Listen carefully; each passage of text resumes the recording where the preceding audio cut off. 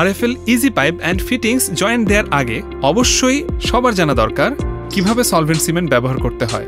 প্রথমে আমরা শিরিষ কাগজ দিয়ে পাইপের বাইরের অংশ এবং ফিটিংসের ভেতরের অংশ অর্থাৎ যে স্থানে আঠা লাগাবো সেই স্থানটিতে ভালো মতো শিরিষ কাগজ দিয়ে ঘষে নিতে হবে।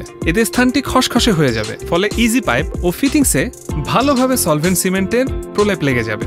আরএফএল ইউপিভিসি সলভেন্ট সিমেন্ট পরিমাণ মতো প্রথমে আরএফএল ইজি ফিটিংসের ভেতরে, এরপর ইজি পাইপের গায়ে ভালোভাবে লাগিয়ে নিতে হবে। ইজি পাইপের সাথে ইজি ফিটিংসের প্রবেশ করানোর সময় 90 ডিগ্রি অ্যাঙ্গেলে ডান দিকে ঘুরিয়ে স্বাভাবিক প্রেসার দিয়ে 10 সেকেন্ড এভাবে ধরে রাখতে হবে।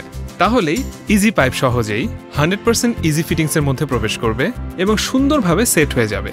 মনে রাখতে হবে ইজি পাইপ ও ফিটিংসের জয়েন্ট শক্ত, মজবুত ও দীর্ঘস্থায়ী করার জন্য সলভেন্ট সিমেন্ট লাগানোর 6 ঘন্টা পর ব্যবহার করা ভালো।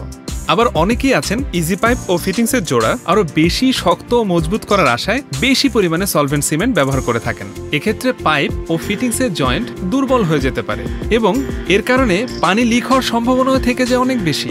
অন্যদিকে সলভেন্ট সিমেন্ট কম পরিমাণে ব্যবহার করলেও জয়েন্ট থেকে ইজি পাইপ ও ফিটিংস আলাদা হয়ে যেতে পারে।